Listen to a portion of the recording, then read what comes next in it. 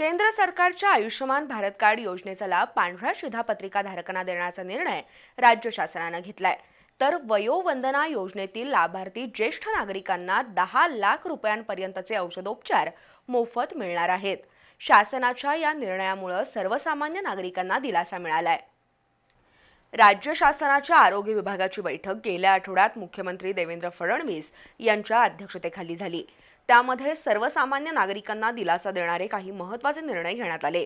यामध्ये केंद्र आणि राज्य शासनाच्या आरोग्य विषयक दोन्ही योजना एकत्र करून आयुष्यमान भारत योजना राबवण्याचा निर्णय घेण्यात आलाय।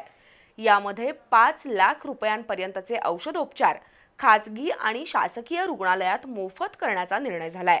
तसंच या योजनेत समावेश असणाऱ्या 1000 रुग्णालयांची संख्या 4080 पर्यंत वाढवण्यात आली आहे।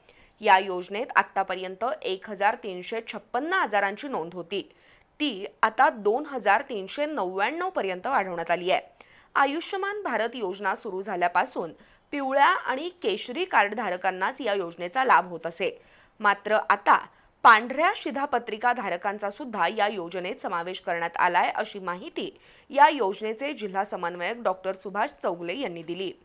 सुरुवातीला जवळजवळ 1356 पॅकेज होते।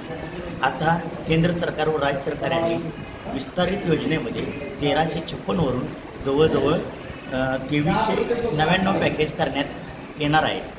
तसेच सर्व शिधा कार्ड धारकांना या योजनेमध्ये समाविष्ट करण्यात येणार आहे। तसेच वयोवंदना कार्ड यांना पहिल्यांदा 5 लाखापर्यंत उपचार होता, पण आता वयोवंदना कार्ड केंद्र सरकार व राज्य सरकार मिळून एकूण 10 लाखाचा त्यांना बेनिफिट मिळणार आहे।